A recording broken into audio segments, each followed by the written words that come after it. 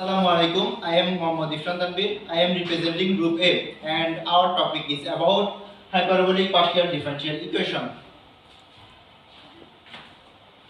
Now, our content includes four main topics, and these are: what is partial differential equation and its classification, hyperbolic differential equation, occurrence of wave equation, and various methods for solving hyperbolic differential equations.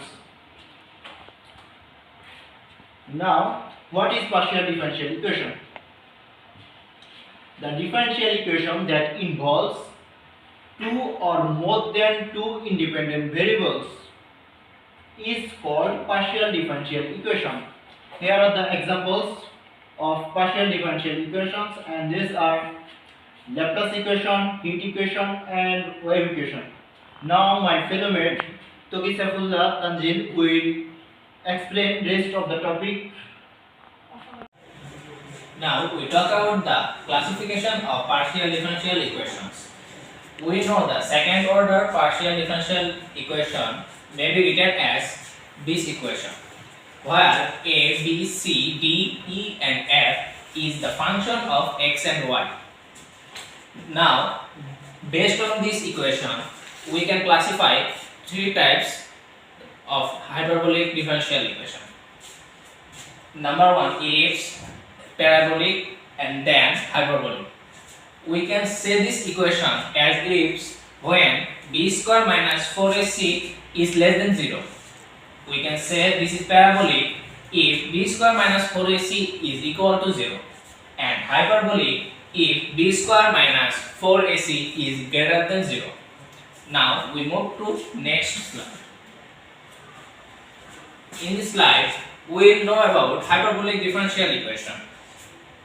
The general partial differential equation of the form is known as the hyperbolic differential equation. It is mainly about the wave equation. Now, hyperbolic partial differential equation corresponds to the propagation of waves, and there is a finite speed of propagation of waves. They tend to preserve or generate discontinuities. Discontinuities mean in the absence of damping. Hyperbolic partial differentiation are often transient, although some steady states limits of transit. Now, we will see the uses of hyperbolic differential equation. We use hyperbolic differential equation in electrodynamics, transit electromagnetics, acoustics equations. Let's see some example of hyperbolic differential equation. Here you can see first order wave equation. This is a hyperbolic equation, and the second order wave equation. These two is also a hyperbolic differential equation. Now we'll move on to our next topics. There will cover our group mate Israt Jahan Mitu. Thank you. Assalamu alaikum, I am Mr. Jahanitu. I am going to discuss about some occurrence of wave equations. Here the first one, transverse vibrations of a string. Let's assume a string of uniform linear density T is raised to a uniform tension T. Now the string in the equilibrium position coincides with the x-axis. Let the string be disturbed slightly from its equilibrium position. Then the transverse displacement y satisfies the one-dimensional wave equation. Here the wave equation del square y by del t square equal c square del square y by del x square. In this equation, c square equal t by p. If the string be fixed at any point x equal a, then we have y equals 0 for all values of t. Now the next one.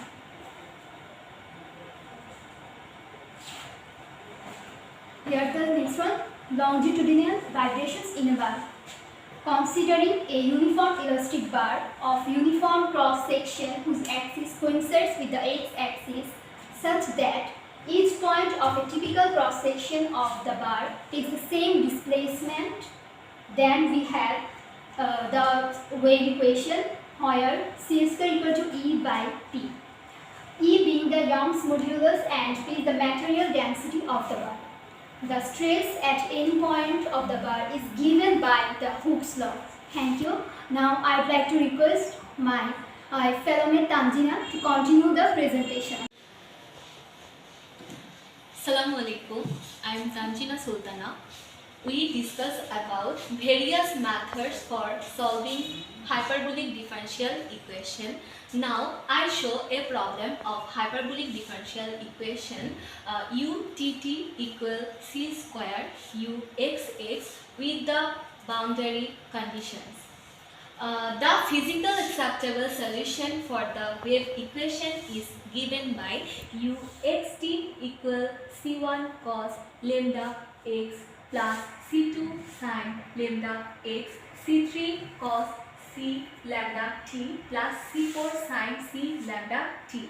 Using the first condition u0t equals 0, we obtain the value of c1 equals 0. Also condition 3 utx0 equals 0, we get the constant c4 equals 0. The condition u equal to t equals 0 gives sin 2 lambda equals 0.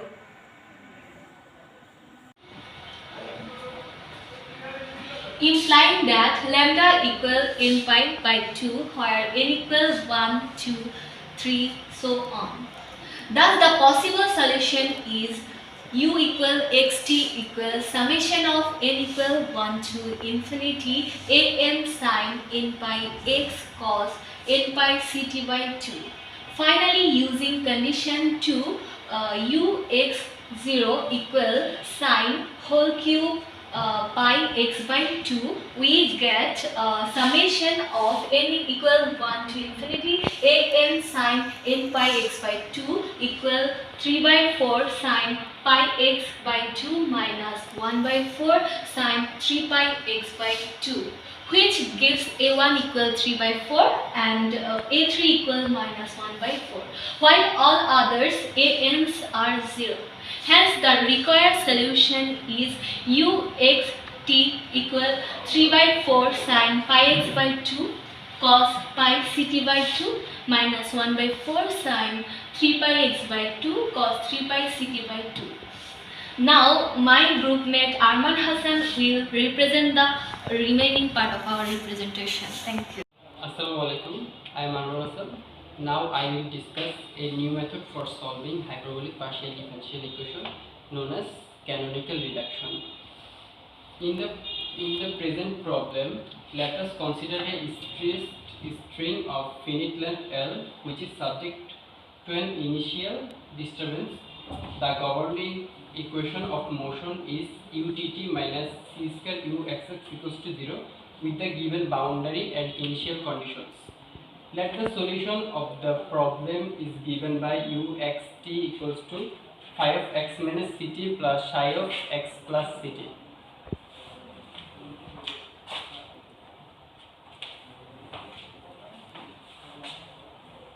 This solving method is based on a trial function. So let us consider a trial function of this form. U of xt equals to a sin pi x plus ct by L plus sin pi x minus ct by L. Using sin a plus sin b formula, we get u of xt equals to 2a sin pi x by L cos pi ct by L. Now using the boundary conditions, we get the final solution of this problem, which is u of xt equals to u naught sin pi x by L cos pi ct by L.